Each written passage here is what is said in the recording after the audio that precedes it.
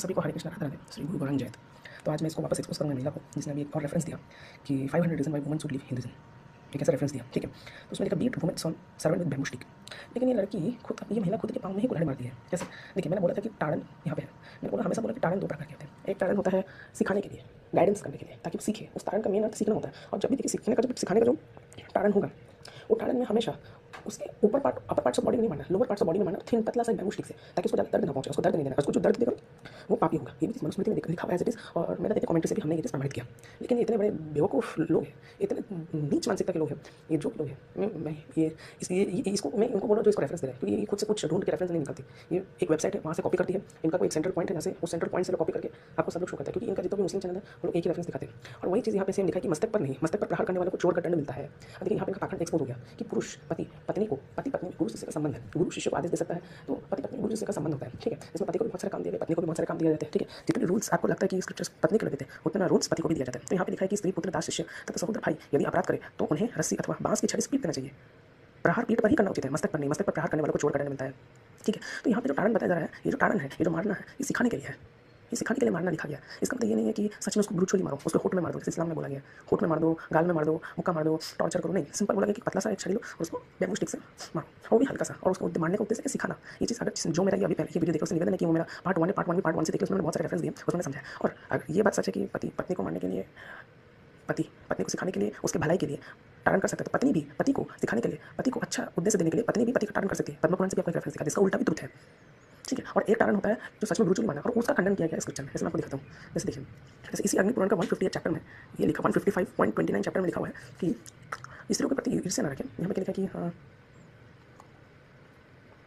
स्त्रियों के प्रति ईर्ष्या न रखें और उनका ना ही कभी उनका विश्वास भी ना करें। विश्वास न करें का कहने का मतलब ये है कि अब जैसे शास्त्र में ये भी बोला गया कि स्त्रियों का हर बात को आप सुने और रक्षा करें, उनकी हर बात की इच्छा को पूरी करें। यहाँ पे विश्वास का मतलब ये है कि स्त्रियों के ऊपर इतना भी विश्वास न करें कि आप उनमें काम आसक्त हो जाए, काम ही हो जाएगा, है ना। इस सेंस में बोला गया। धर्म का श्रवण तथा देवताओं से प्रेम करें, है ना। तो यहाँ पे बोला जा रहा है स्त्रियों के प्रति ईर्ष्या न रखें, इसी अग्नि पुराण में कहा जा रहा है, ठीक है। अब मैं आपको और रेफरेंस दिखाता हूँ। जैसे एक रेफरेंस ये भी है कि अग्नि पुराण में, इसी अग्नि पुराण में क्या कहा गया, इसी अग्नि पुराण में ये कहा गया कि जैसे मैं आपको दिखा हूँ, जहाँ स्त्रियाँ असमय में प्रसव करें, असमय में प्रसव करें मतलब या समय में ना प्रसव करें। प्रसव मतलब आपका बर्थ देना, डिलीवरी, बच्चे का डिलीवरी होता है ना, माँ बच्चे को जन्म देती है, तो हॉस्पिटल में देखो सुना डिलीवरी वर्ड, वैसे प्रसव होता है, उसमें हिंदी में बोलते हैं। तो असमय में, सही समय में प्रसव ना करें, विकृत गर्भ को जन्म दे, या ये क्या लिखा, पुष्प संतान आदि उत्पन्न करे, ठीक है। ये तो कुछ मतलब युग में संतान आदि उत्पन्न करे, वहाँ स्त्रियों के प्रसव संबंधी वैकृत्य के निवारणार्थ। तो अगर ऐसा जब भी होता है, ऐसा मान लेते हैं, हमको देखना होता है स्त्री के प्रसव से संबंधित गर्भ, जब वो स्त्री कोई पुत्र या पुत्री को जन्म दे रही है तो गलत समय में जन्म दिया, ठीक है, या जन्म देते समय कुछ विकृत गर्भ को जन्म दिया, या आपको कुछ ऐसे बच्चों को जन्म दिया जो युग में है, शारीरिक तरीके से सही नहीं है, तो उसका निवारण क्या है, उसके लिए साध्वी स्त्री और ब्राह्मण आदि की पूजा करें। देखिए, साध्वी स्त्री और ब्राह्मण, देखिए सामान आदर दिया जाए। ब्राह्मण का आदर ऐसा छोटा मोटा आदर नहीं है, स्क्रिप्चर में ब्राह्मण बहुत नहीं है, और साध्वी स्त्री को ब्राह्मण के मतलब पद पर रखा है, आदि का पूजन करें। ये अग्नि पुराण है।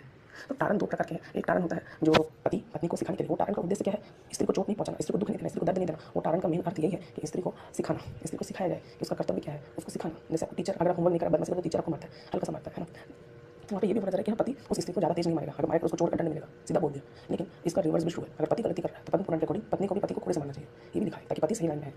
और एक दूसरे तरीके का ताड़न क्या है कि उसको ब्रूचुअली मारना, ब्रूचुअल अटैकिंग, ब्रूचुअली मारना। तो उसका खंडन किया गया शास्त्रों में, जहाँ इसलिए हमारी पीढ़ी जाती है, महाभारत में लिखा ना, वहाँ में निवास नहीं करती, है ना।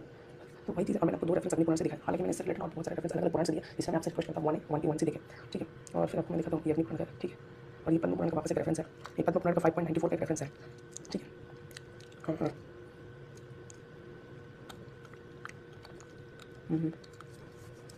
जो स्त्री द्वारा नियंत्रित होते हैं, जिनमें दया और क्षमा का अभाव होता है, वहाँ राक्षस आनंद देते हैं। जिनके घरों में अभद्र भाषा का प्रयोग होता है, जहाँ स्त्री अपवित्र होती है और जहाँ निरंतर संघर्ष चलता रहता है, वहाँ राक्षस आनंद लेते हैं। हम वहाँ आनंद लेते हैं जहाँ पुत्री और बहनों का सम्मान नहीं होता। ये भूतों ने कहा, भूतों मतलब जो पर्सन जो है पिशाच, वो कह रहे हैं जहाँ स्त्री अपवित्र होती है और जहाँ निरंतर संघर्ष चलता है, वहाँ राक्षस आनंद लेते हैं। ऐसे पुरुष को भी बोला कि पुरुष अपवित्र रहेगा, उसको भी खंडन किया गया, ठीक है। तो मैं यहाँ पे डाइवर्ट नहीं होती, यहाँ पे लिखा हम वहाँ आनंद लेते हैं। आनंद लेते हैं मतलब भूत वहाँ आनंद लेते हैं जहाँ पुत्री और बहनों का सम्मान नहीं किया जाता। यहाँ तक कि उत्तम स्त्रियों का भी सम्मान नहीं किया जाता, क्योंकि उत्तम स्त्रियाँ पुत्रियों से ज़्यादा उनका पद हो गया ना, पत्नी का, माँ का, बेटी से ज़्यादा ऊँचा पद हो गया, इसलिए ऐसा बोला जाता है। तो पुत्रियों का बहनों का सम्मान नहीं किया जाता, जहाँ पे उत्तम स्त्रियों का सम्मान नहीं किया जाता। और जहाँ बुरे लोगों से बार-बार संपर्क होता है, जिन घरों में विष्णु की कोई सेवा नहीं की जाती, जहाँ विष्णु के बारे में कोई कथा नहीं सुना जाती, जब विष्णु के प्रति प्रेम नहीं है, जिनके घर में भूत प्रेत आनंद होकर मौज, ये सब है। तो आनंद होकर मौज मस्ती करते हैं, वे भी भूत प्रेत बन जाते हैं और वो उस पाप के कारण अपने ही परिवार का विनाश करते हैं।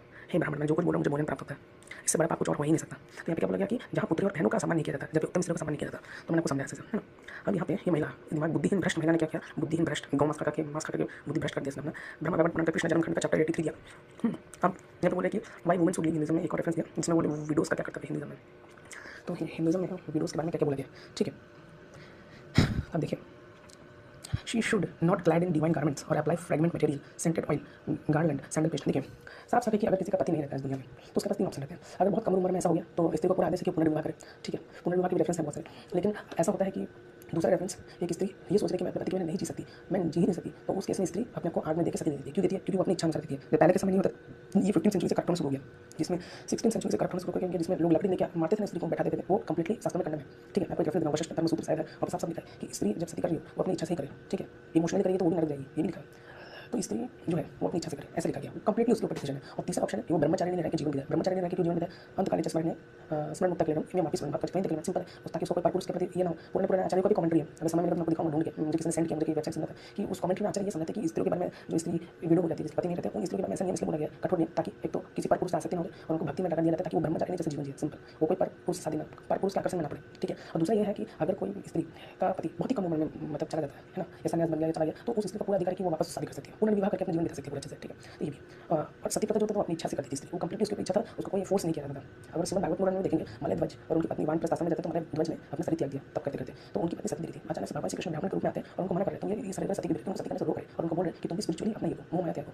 तो सती प्रथा वहाँ पे भी खंडन किया जा रहा है भागवत पुराण में, भगवान श्री कृष्ण को ब्राह्मण के रूप में आ रहा है। आपको रेफरेंस क्या था आपको याद हो तो हम यहाँ पे देखते हैं इस रेफरेंस में she should not be clad in divine garments और applied fragment material scented oil garment sandal which bundle ornaments, obviously कि उसको ब्रह्मचारी जैसे जीवन है, क्योंकि ब्रह्मचारिणी ब्रह्मचार और ब्रह्मचारिणी, तो ब्रह्मचारिणी जैसे जीवन बिताया जा रहा है ताकि वो भक्ति करे, सिंपल। अगर आप देखा जाए तो अल्टीमेटली भक्ति है ना, भक्ति करना है भगवान का, वही है। अब देखिए she should be clad in unclean garments, इसलिए इसको बोला गया ताकि उसको किसी भी तरह से आसक्त होना है, सब मोह खत्म हो जाए, and remain devoted to Narayan. देखिए भक्ति के लिए बोला जा रहा है, हाँ, पूजा के लिए, भक्ति के लिए। मैं इनके इस्लाम में एक स्त्री को मस्जिद में नहीं घुसने दिया जाता, सोचिए इतना इनको स्पिरिचुअल प्रैक्टिस से दूर रखा जाता है। हमारे यहाँ स्त्री को पूरा बोला जा रहा है कि तुम भक्ति कर सकती हो, पूरा पराभक्ति तो प्रेम भक्ति कर सकती हो, ब्रह्मचारिणी जैसा जीवन जी सकती हो, पूरा भक्ति कर सकते हो इंडिपेंडेंटली, पूरा विद ग्रेट डिवोशन। देखिए should always consider the other man as their own sons, इसमें तो कोई गलत बात नहीं है। क्यों गलत बात नहीं है? क्योंकि ऐसे ही पुरुष को भी बोला गया कि पर स्त्री को अपनी माता और बहनों के पुत्री के समान ट्रीट करो, महाभारत में लिखा, रेफरेंस दिखा था वो land of Braj. She should not take sweet food और नॉट एंजॉय फॉर्च्यून्स, ये चीज हस्बैंड को भी बोला गया, जो अभी आपको दिखाऊंगा मैं। She should not take food on the birthday of Krishna, Ram, Shivratri, Narak Chaturdashi, eclipse of the sun और मून। ये सब नियम पुरुष के लिए भी बताए गए कि पुरुष को भी व्रत उपासना करना चाहिए। पुरुष पुराण धर्म ने खंड रेफरेंस दिया, उसमें देखिए पुरुष का कितना नियम है, 5 हवन करना, ये सब क्या क्या नियम है, 3 नियम पुरुष को भी बोला जाता है। She should discard 5 things and should take simple food alone, ये ब्रह्मचारिणी का नियम है प्रॉपर्टी, ठीक है। ऐसा सबको प्रिस्क्राइब नहीं किया था, लेकिन जो मानते हैं कि बुरी लेडीज है या सच में कोई ब्रह्मचारिणी से जीना चाहता है उसके लिए ये पुरुष के लिए बोला जाता है, सबके लिए बोला जाता है, ऐसा नहीं कि लेडीज को बोला जाता है। The use of betel by the widow यदि ब्रह्मचारी और recluse is like eating a cow of meat, ठीक है। बीटल मतलब पान, शायद पान तंबुल, and the consuming of wine is also prohibited. Obviously, consuming the wine to scripture में prohibited नहीं है, मेन के लिए भी है। This has been prescribed in the Vedas. They are prohibited from consuming red vegetables, small grain pulse, sour thyme, betel and brown gourd. A widow who sleeps on the comfortable makes her husband fall. अभी मैं आपको दिखाता हूँ कि ये same चीज़ husband को बोला जा रहा है जब हस्बैंड वानप्रस्थ आश्रम में जाना चाहे। तो ये मेरे पास श्रीमद् भागवत पुराण है, ठीक है। ये मैं पहले श्रीमद् भागवत पुराण, इसी श्रीमद् भागवत पुराण का 7वां का इसी श्रीमद् भागवत पुराण का मैं 11वां का 18वां स्कंद आपको दिखाता हूँ, ठीक है। देखिए सॉरी 11वां स्कंद का 18वां अध्याय दिखाता हूँ। तो यहाँ पे क्या लिखा कि प्रिय वृद्ध यदि गृहस्थ मनुष्य वानप्रस्थ आश्रम में जाना चाहे तो अपनी पत्नी को पुत्रों के हाथ में सौंप दे, ये कर सकता है, या उनको अपने साथ ले ले, ठीक है। पत्नी को अपने साथ ले सकता है, लेकिन चाहे वो पत्नी को अपने साथ ना ले तो उसको भी ये नियम फॉलो करना पड़ेगा, और अपनी पत्नी को भी साथ में लेकर चले तो उसको भी ये नियम लेकर फॉलो करना पड़ेगा। तो हम एक ऐसा केस लेते हैं जिसमें वो पत्नी को नहीं लेकर जाना, पत्नी को पुत्रों के हाथ में सौंप दिया, ठीक है। तो पुत्रों के हाथ में सौंप दिया उसको।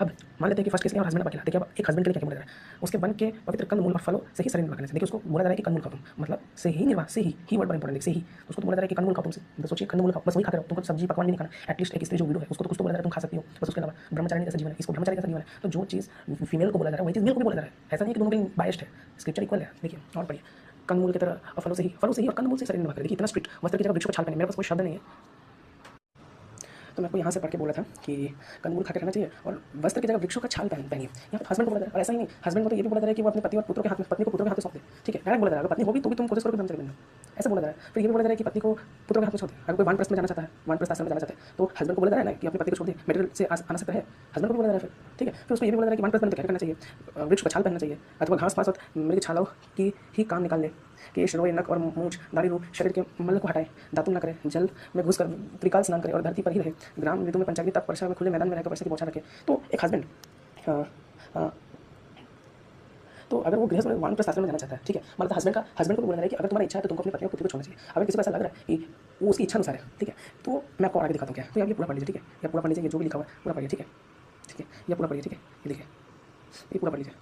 फिर इसके बाद ये भी बोला गया था वानप्रस्थों के लिए नियम है, ठीक है, ये आप देखिए जो विरक्ति नहीं है ना, ऐसे बोला गया वानप्रस्थों के लिए बहुत सारे नियम है। अभी मैं आपको फिर श्रीमद् भागवत पुराण का 7 का 14 दिखाता हूँ। देवर्षि नारद, राजा युधिष्ठिर ने पूछा, देवर्षि नारद मेरे जैसे गृह से आसक्त है गृहस्थ। एक नर युधिष्ठिर बोले कि वो अपने गृहस्थ से आसक्त हो चुके हैं, घर वाले से आसक्त हो गए, बिना विशेष परिश्रम के इस पद को किस साधन से प्राप्त हो सकते हैं, आप कृपा करके मुझे बताइए। युधिष्ठिर, मनुष्य गृहस्थ्रम धर्म में रहे और गृहस्थ धर्मों के अनुसार सब काम करे, परंतु उन्हें भगवान के प्रति समर्पित कर दे और बड़े से बड़े संत महात्माओं की सेवा भी करे, आकाश में अनुसार विरत पुरुषों निवास करे और बार बार श्रद्धापूर्वक भगवान के अवतार की लीला सम्पान करे।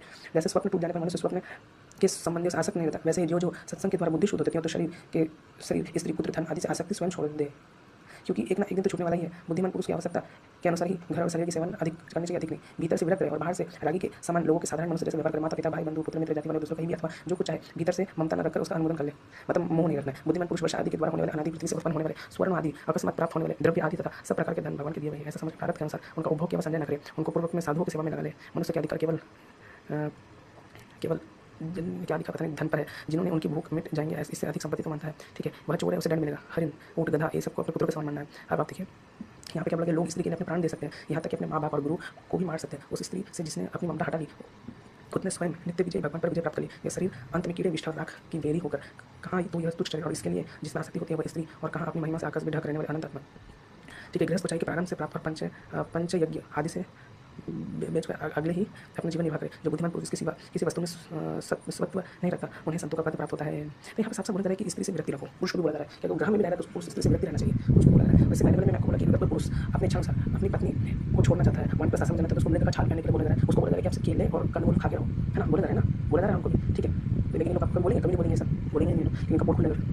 यहाँ पे जो नियम है ना ये उन स्त्री के लिए नियम है, किन स्त्रियों के लिए नियम है, उन स्त्रियों के लिए नियम है जो ब्रह्मचारी की तरह रहना चाहते हैं। ये हर विरोध के लिए नियम नहीं है, और ऐसा नहीं कि उसको जोर जबरदस्ती करने के लिए, वो स्त्री अपनी खुद की इच्छा से ब्रह्मचारी में रहना चाहती है। और यहाँ पे हमारा पूरा कॉन्टेक्स्ट में ब्राह्मण की वाइफ के बारे में बताया जा रहा है इस चैप्टर में, ब्राह्मण की वाइफ के बारे में बताया जा रहा है, एक ब्राह्मण की वाइफ को कैसे रहना चाहिए, ठीक है, तो उसको ऐसे बताया जा रहा है। और इसने एक और हविष्य फूड से रिलेटेड कहा था कि हविष्य का फूड खाना चाहिए। पहली बात वहाँ पे हविष्य का फूड का मतलब सिंपल है, नारायण को भोग लगाएगा फूड, वक्तम यज्ञ तत्संग लोग मैंने सोई तत्संग भूतम ज्ञातम साथी उच्चते, वही चीज़ ब्राह्मण हस्बैंड को भी बोला जा रहा है कि हविष्य फूड ही खाए, ठीक है। तो जो भी नियम विरोध के लिए अगर बोले जा रहे हैं वही नियम अगर कोई पति अपनी पत्नी को छोड़ दे अपनी इच्छा अनुसार या बाई चांस उसकी पत्नी नहीं रहती तो सेम टू सेम नियम हस्बैंड के लिए भी बोला जा रहा है कि उसको छाल पहन के रहना चाहिए, मतलब जो वन पर शासन रहना चाहिए, ठीक है। तो ये सब तो कभी नहीं बताया आपको कि हस्बैंड भी वन पर शासन में जा सकते हैं, उसको बोला जा रहा है अपनी वाइफ शासक नहीं रहना, ये आधा बुरे बताएंगे सब, ठीक है। अभी देखिए इसने ये एक और एक्सेप्ट किया था, woman is an entity in which man सोसीड, इनसे बड़ा बेवकूफ कोई नहीं हो सकता। यहाँ पे सिंपल एक एनालॉजी है कि जैसे बीज जो कि बीज में अगर बीज को अगर हम सॉइल में डालें उससे प्लांट होता है, वैसे एक सीमेंट उस सीड का एनालॉजी किससे, सीमेंट का एनालॉजी सीड से किया गया और योनि का एनालॉजी सॉइल से किया गया। इसमें गलत क्या है भाई, ये तो एनालॉजी है, सिंपल एक एनालॉजी से समझा जा रहा है। वो जो वीर है उसको बीज बोला जा रहा है और वो बीज योनि में जाता है और उससे फिर गर्भधारण होता है, इसलिए गर्भ में बच्चा होता है। तो ये सब मतलब इसमें मुझे क्या ही लगा, ठीक है, कुछ है नहीं ऑलरेडी इसको। इसने फिर विशुद्ध मनुस्मृति का ये सब क्या एग्जांपल दिया, ये सब वही है कि संतान उत्पत्ति करते हैं उस अवस्था में इसको समझता है सर बीज वाला ये खेती के फल का अधिकारी, खेत वाला दोनों ही पुत्र फल के अधिकारी होते हैं। पानी के वेग के साथ वायु के द्वारा उड़ा ले गया बीज, ये क्या क्या है, फिर बीज और योनि की प्रधानता अप्रधानता मैंने तुमसे कही। तो इसमें तो सिंपल यार यही बोला जा रहा है, तुमको क्यों इतना मिर्ची लग रहा है, सिंपल एनालॉजी है बीज और योनि का। मैं क्या ही बोलूँ, इनसे बड़ा विद्वान कोई हो नहीं सकता। मैं पहली बार इतना हंसी आ रहा था ना, ठीक है, तभी मैं रेफरेंस दिखाता हूँ। तो अब हम लोग यहाँ से समझते हैं, ये है श्रीपद रामानुजाचार्य जी का ब्रह्मसूत्र भाष्य। सूत्र 3.4.36 कहता है कि बाहर वालों के मामले में भी जैसा कि देखा गया है, घोषित किया गया कि चारों आश्रम के सदस्यों को ब्रह्म ज्ञान का अधिकार है। चार आश्रम कौन से, गृहस्थ वानप्रस्थ संन्यास और आपका ये गृहस्थ आश्रम ब्रह्मचर्य आश्रम है ना, ये चार आश्रम है। तो प्रत्येक ये है, अब मैं इसमें से यहाँ पे पढ़ लीजिए, ठीक है। तो एक ऐसे भी आश्रम भी है, ऐसे भी लोग होते हैं जो किसी आश्रम से संबंधित नहीं होते, ठीक है। तो उसमें से जैसे एक एग्जाम्पल दिया गया है कि अगर सूत्र इस मत को अस्वीकार करता है कि जो लोग किसी आश्रम के अंतर्गत नहीं आते वे ज्ञान के योग्य है, वे भी नहीं आते, वे भी ज्ञान के अंतर योग्य है, ठीक है। क्योंकि देखा जाता है कि अर्थात ग्रंथों में ये कहा गया है कि रैक्व भीष्म संवर्त और अन्य जैसे पुरुषों जो आश्रम से संबंधित नहीं थे ब्रह्म ज्ञान में पारंगत थे। तो यहाँ पे क्या बोला जरूरी नहीं है कि जो मतलब आश्रम में नहीं थे, है ना, मतलब तो आश्रम में नहीं थे भीष्म, क्यों भीष्म फिर भी वो ब्रह्म ज्ञान में पारंगत थे, ठीक है। यह किसी भी तरह से नहीं कहा जा सकता कि केवल आश्रम के कर्तव्य ही ज्ञान को बढ़ावा देता है ना, क्योंकि ग्रंथ ज्ञान तपस्या उपवास आदि बृहद उपनिषद 4.4.22 स्पष्ट रूप से बताता है कि ध्यान और अन्य प्रथाएं आश्रम तक सीमित नहीं, ज्ञान प्राप्ति में सहायक मिलती है, ठीक है, ठीक है। तो आप ये बाकी रिमेंड पढ़ लीजिए। तो यहाँ पे बताया जा रहा है कि बाई चांस अगर कोई आश्रम में नहीं है, ठीक है, गृहस्थ वानप्रस्थ ब्रह्मचर्य संन्यास ये चार आश्रम है, अगर कोई इन चारों आश्रम से बिलोंग नहीं करता तो इसका मतलब ये नहीं कि वो ब्रह्म ज्ञान पाने का अधिकार नहीं है, नहीं ऐसा नहीं, वो ब्रह्म ज्ञान पाने का फिर भी अधिकार है। स्मृति में भी कहा गया कि आश्रम में से इतर मनुष्य प्रार्थना, इतर मतलब समझ नहीं है, आश्रम से इतर का मतलब देखते हैं, पता नहीं ये इतर वाला इतर नहीं, मैं पता नहीं कौन सा वर्ड यहाँ पे यूज होना चाहिए। आश्रम से इधर मनुष्य प्रार्थना आदि, इधर होगा सर, इधर मनुष्य प्रार्थना आदि के माध्यम से ज्ञान में वृद्धि करते हैं। प्रार्थना के द्वारा भी ब्राह्मण सिद्ध हो सकता है, चाहे वो अन्य कर्म करे ना करे। जो सभी प्राणियों में मित्रता रखता है वही ब्राह्मण कहलाता है। तो ब्राह्मण का बताया गया कि ब्राह्मण का क्वालिटी तो सभी प्राणियों से मित्रता रखता है, ठीक है।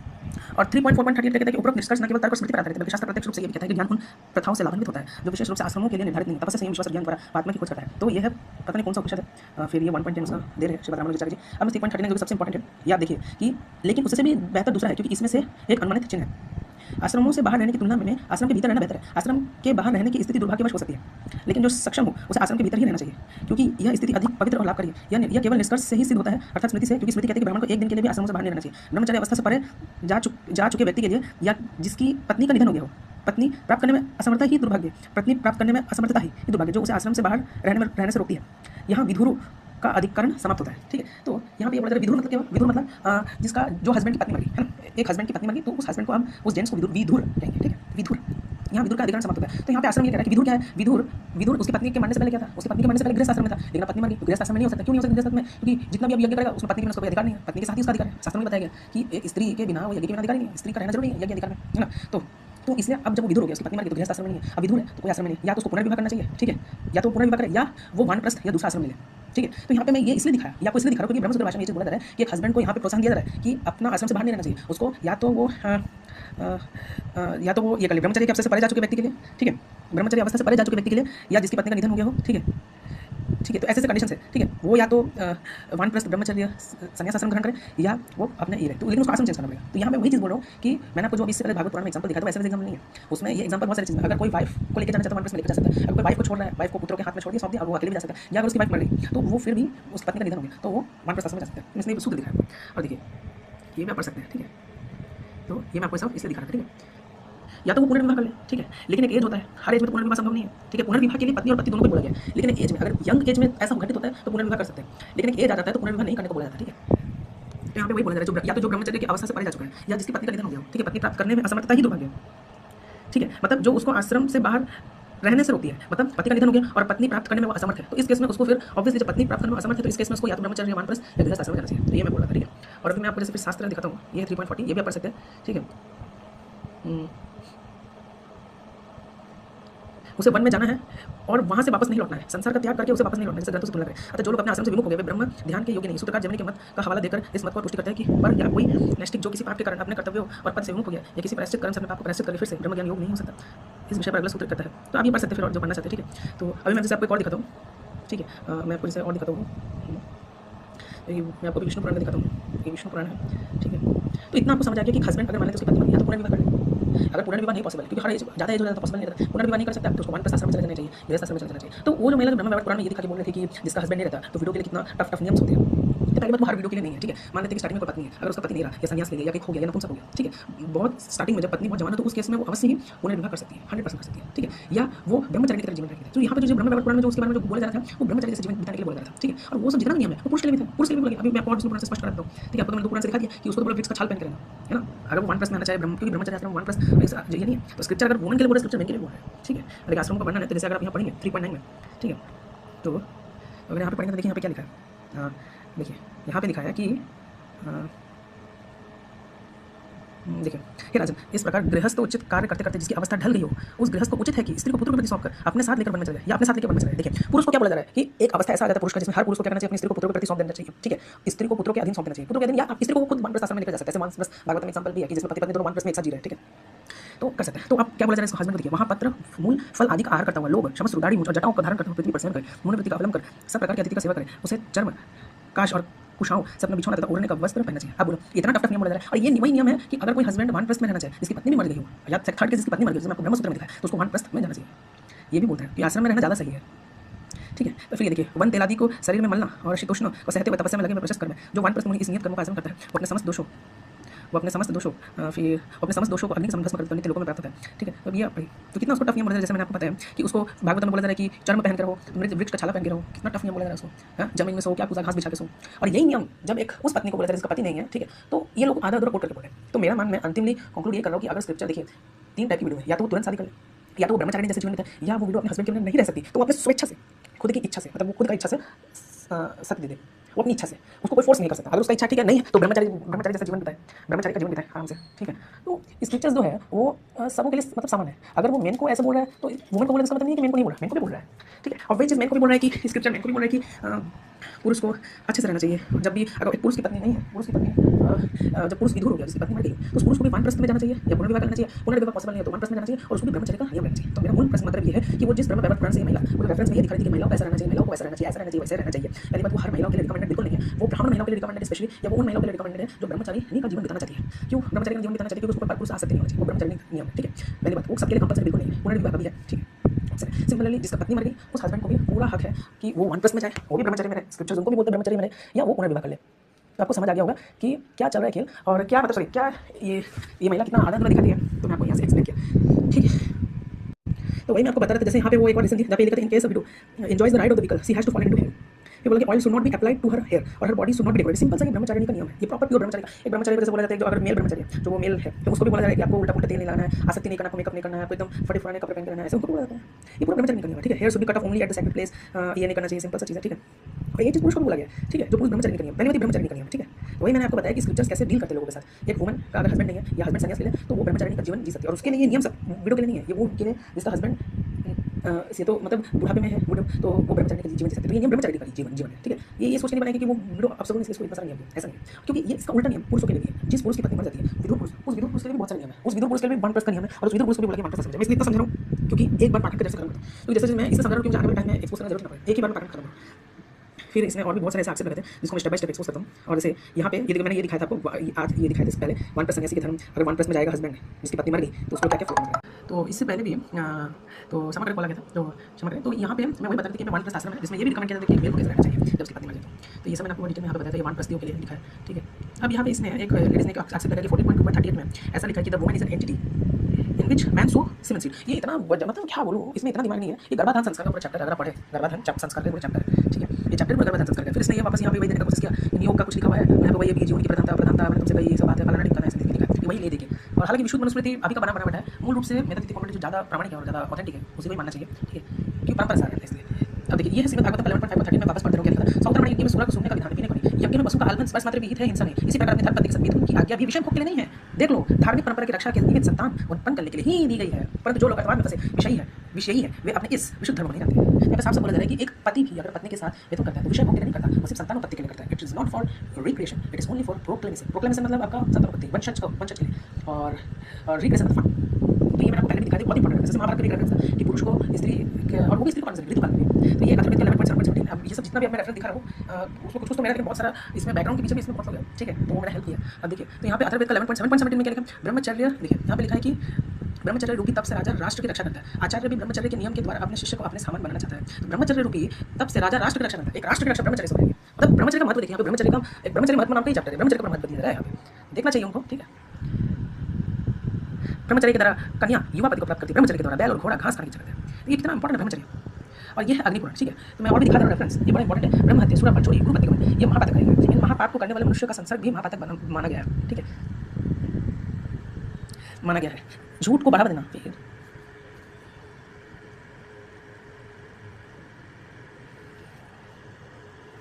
तो चैप्टर का नाम है महापातक आदि का वर्णन। अगर आप देखिए ये अग्निपुराण का है, अग्निपुराण का 168 से लेकर 24 से लेकर 28 तक का चैप्टर, 24 से लेकर 40 तक का पूरा चैप्टर है।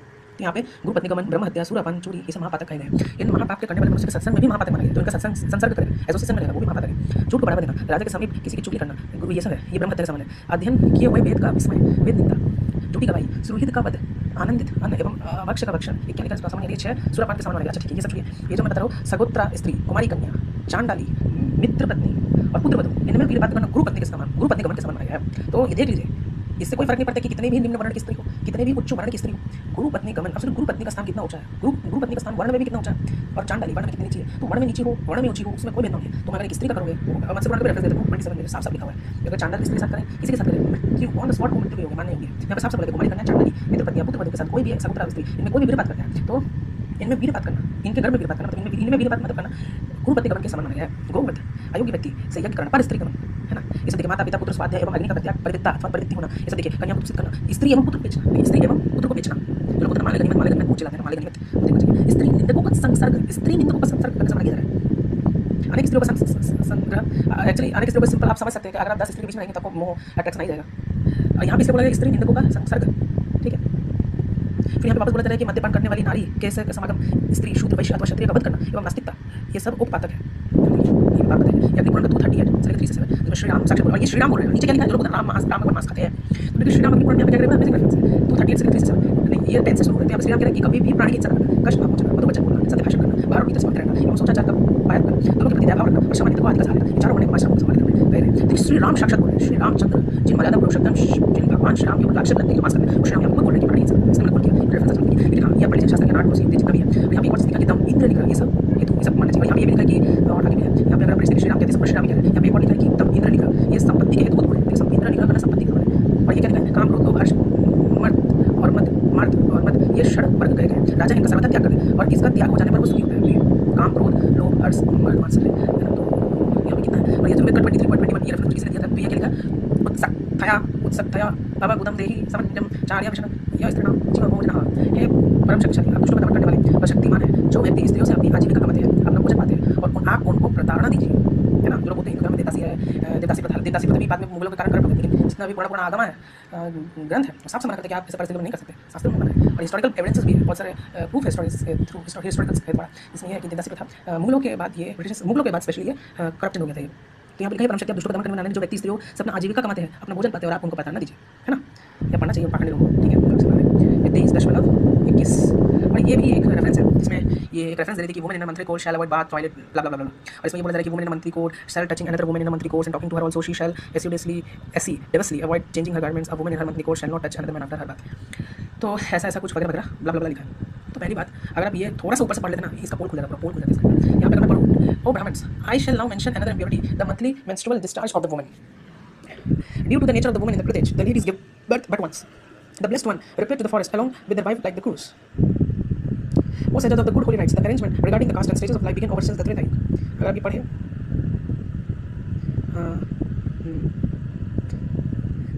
फिर हाँ यहाँ से कि this arrangement is only observe in the southern continent of Bharat, not in the. अच्छा मैं यहाँ से मेन थोड़ा यहाँ से पढ़ता 96 dharma is observe in the following continents and sub continents, महाविद्या सुविधे सब पढ़ लीजिए। यहाँ पे पढ़ता इन कृत्यु the sustenance of the people was from taking liquid. तो सस्टेनेंस का मतलब सस्टेनेंस मतलब जिंदगी जीने का क्या सहारा था, किस प्रकार वो अपना जिंदगी जीते थे जो रोजगार है, तो उनका sustenance of the people was from taking liquid. उस समय वो द्रव्य ही लेते थे। कृत्यु, कृत्यु मतलब सब उसमें कृत था, सत्युग अर्थात सत्युग। तो सत्युग में क्या था, कृत्यु में कि सस्टेनेंस ऑफ द पीपल क्या था, बाय टेकिंग लिक्विड। इन त्रेता युग फ्रॉम डोमेस्टिक ट्रीज, मतलब डोमेस्टिक ट्रीज मतलब फल, फिर धीरे धीरे कुछ फल का सब्जी का ये हुआ। But this was discontinued during the subsequent ages. The same occurred in regarding to the untimely intercourse.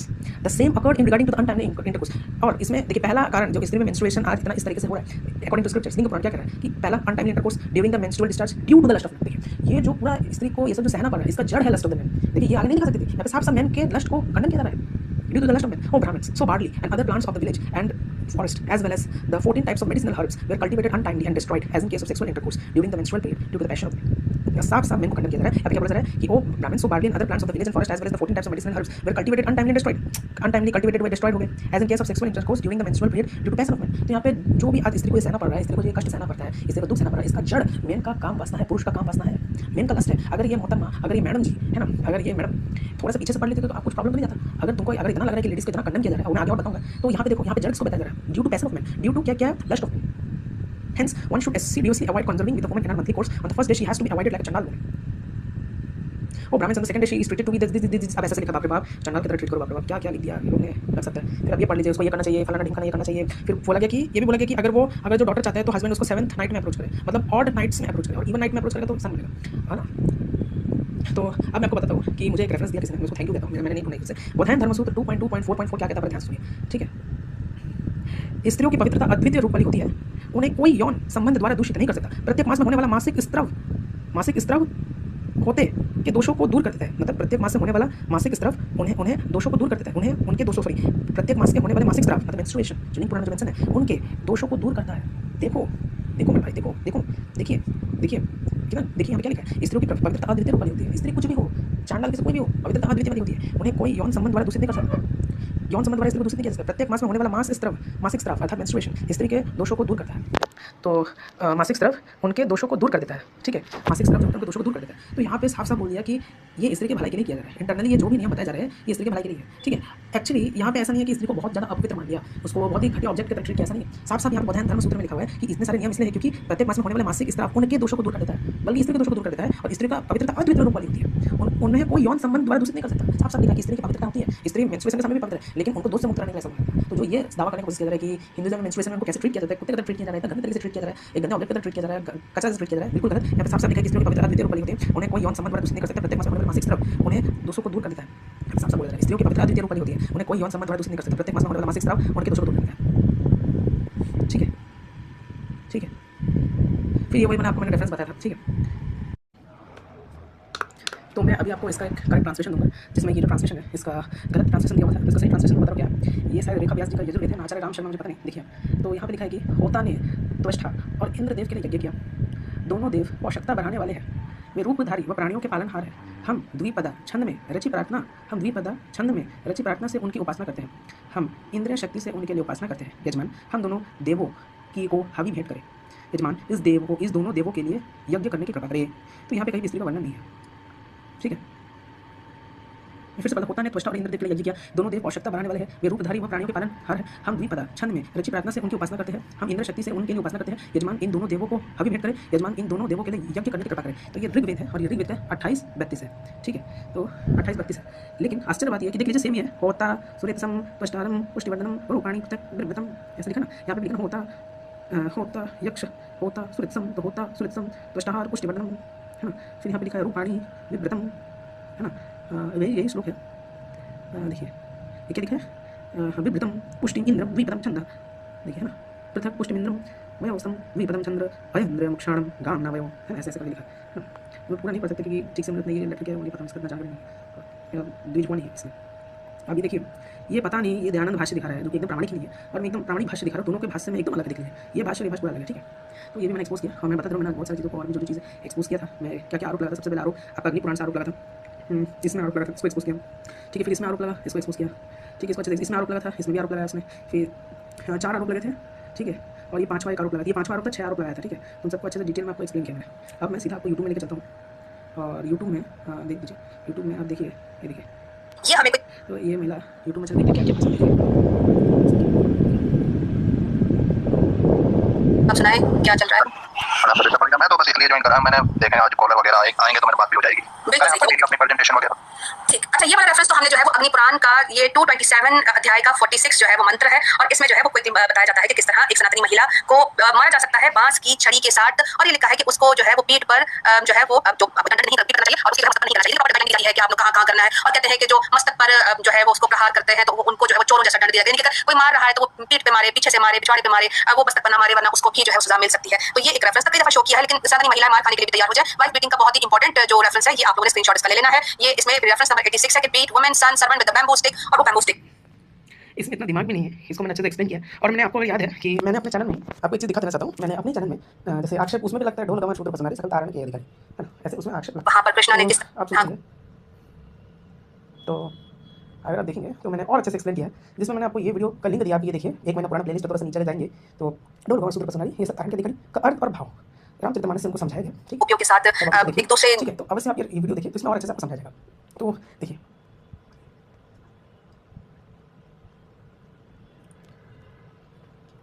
तो इसमें और अच्छे से आपको समझाया गया, बहुत डिटेल में अगर समझना है, नित्यानंद मिश्रा जी ने काफ़ी डिटेल में समझाया, तो आप समझ लीजिएगा, ठीक है। और अब मैं वापस चलता हूँ कि ये मैडम ने क्या बोला था, तो बकवास तो करना इनको बहुत बढ़िया तरीके से आता है। और आदमी के साथ बच्चे पैदा करने का भी आदेश दिया जाता है, तो ये तो बड़ी खतरनाक चीज है। लेकिन जब वो विडो हो जाए और ऐसा कोई टाइम आता है, एक उसके बेसिक नीड है, 3 टाइम खाना, एक बिजनेस होती है, एक होता है, एक बढ़िया काम किया जाता है, बंदों की सफाई करवाई जाती है, बहुत काम करते हैं, एक कोई ख्वाहिश नहीं होती, तमाम ख्वाहिश की ख्वाहिश पूरी है, ख्वाहिश में खाना किया जाता है, उसको सिर्फ जिंदा रहने के लिए दिन में एक दफा खाना खाना पड़ेगा। अगर रेफरेंस ये पूरा देखिए, वो शो क्या मौजूद है, और यहाँ हमारे लिए पॉइंट है जो मैं आपको सामने दिखाना चाहती हूँ, यहाँ पे अगर आप नोट करें तो मैं कॉलर भी एक सिस्टर आई जो है वो है शीशु अच्छे से किया है। ये अल्पज्ञ लोग आदत जिसको कुछ जानकारी नहीं है, अपना आधा तो कचरा ज्ञान लेकर आ जाएंगे और बकना शुरू कर देंगे, ठीक है। तो आप देखते रहिए इन लोग और भी इन लोगों नहीं, ये भी चीज नहीं है, ठीक है। की ख्वाहिशात है, उसकी जो डिजायर्स है, उससे women should always be beyond desire. एक जो विधवा है, जो कि ब्राह्मण विधवा है, वो हमेशा अपने जो उसकी ख्वाहिशात है, उसकी जो डिजायर्स है, उससे दूर रहेगी। She should take havishya food once a day, दिन में सिर्फ एक बार खाना खाएगी। और ये हविष्या क्या है? हविष्या जो है वो खाना है जो कि आपको पता है कि पूजा पाठ के वक्त जो देने दिलाने वाला, यानी कि भीख का खाना कोई आकर डाल जाए। ये हविष्य वाला चीज़ अगर आप नीचे पढ़ेंगे तो ब्राह्मण के लिए बोला गया, हस्बैंड के लिए बोला गया। और हविष्य का मतलब यहाँ पे वक्तरम यज्ञ तपसम सर्वलोक मैसुरम सुविधम सर्वभूतम यथामम शांति उच्यते। तो यहाँ पे हविष्य का मतलब जो बेस्ट, जो सुटेबल मीनिंग है, उसका मीनिंग ये है कि नारायण को भोग लगाओ खाना। यज्ञ शिष्टासन संतुचंते सर्वोच्च बोले तेते तम पापा ये पचंत्यात्मक कारण 3.30 सर्वधर्म प्रत्यजम मेकम शरणम हम सर्वपापे मुझे समासुजा 18.60। तो आपको पता ही होगा ये वर्ष का मतलब। तो यहाँ पे ऐसा बोला जा रहा है कि उसको बियॉन्ड डिजायर रहना है। तो मैंने आपको हस्बैंड का भी बताया कि वो हस्बैंड जो वानप्रस्थ आश्रम में रहना चाहता है, जिसकी पत्नी मर गई, उस हस्बैंड को कैसे रहना पड़ेगा? उसको तो वृक्ष का छाल पहनने के लिए बोला गया, उसको बोला कि कंदमूल खाकर रहो। मतलब बोले क्या है, अगर हस्बैंड की वाइफ मर जाए या हस्बैंड अपने, और हस्बैंड को बोला कि वाइफ और पुत्र को आसक्ति छोड़ दे, और ज्यादा उम्र हो गई तो हस्बैंड को ये भी बोला जा रहा है कि वाइफ और हस्बैंड बच्चे होते हुए भी आप छोड़ दी। विष्णु पुराण 3.9 किसी का फेंका हुआ, दिया हुआ, प्रसाद चढ़ाया हुआ स्पेशली इसके लिए पकाया गया ना हो। तो ये सब चीज हस्बैंड के लिए बोला गया, ठीक है। और उसकी वाइफ ने वानप्रस्थ आश्रम के लिए आपको बताया, बल्कि जब सनातन धर्म को छोड़ देगा, ये देखिए पैदा करने का भी आगे इल्जाम लगा था, यहाँ पे इल्जाम लगा था जैसे कुरुक्षेत्र था, तो नारी को, औरत को खेत के तुल्य माना गया। ये भी साफ तौर पर उन्होंने कहा। इनमें दिमाग नहीं है, इस चीज़ को भी एक्सपोज किया। अब आप देखिए, ठीक है, ये भी एक बहुत हम ये भी फालतू चैनल है। और देखिए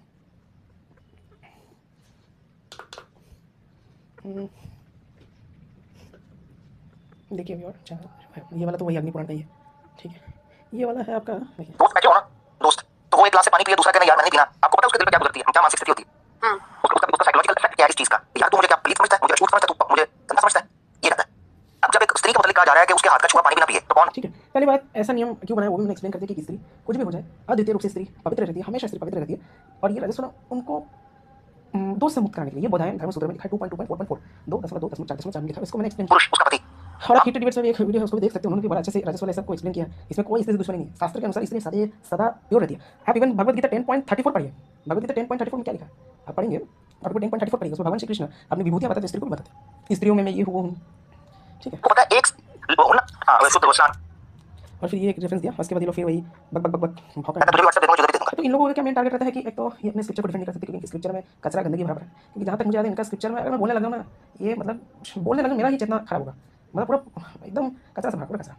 तो ये लोग उसको कभी डिफेंड नहीं कर सकते, तो डिफेंड करने के लिए हमारे स्क्रिप्चर के ऊपर उल्टा पुल्टा लगा देंगे आक्षेप। और इनको लगता है कि, और बहुत सारे ऐसे इनोसेंट हिंदूज हैं, बहुत सारे हिंदू जो उनके बातों में सुनकर, स्पेशली बहुत सारी यंग लड़कियां, बहुत सारी यंग लड़कियां होती हैं जिनका बात में बह के, उनके बात का बहकाव में आके धर्म परिवर्तन कर लेती है, इस्लाम धर्म अपना लेती है, अपने पाँव में कुल्हाड़ी मार लेती है, बिना ना किसी से कुछ पूछा, ना किसी से कुछ किया, आग बंद करके इनका विश्वास कर लिया, ना कभी पूछा। तो मैं सोचा ऐसे लोगों को एक्सपोज करूँ और मैं बताऊँ कि ये इतना प्रमाण दिया, कोई स्तर ही नहीं है और ये सिर्फ चेरी पिकिंग कर रहे हैं, कोई चीज़ को कॉन्टेक्स्ट में नहीं पढ़ते। तब तक मैंने आप लोग वीडियो ऐसे देखते रहे और ऐसे लोगों को मैं ऐसे ही एक्सपोज करता रहूँगा, तब तक सभी को हरे कृष्ण राधे राधे, सिगुड़ को रंग जय राधा माधव, जय कुंज बिहारी।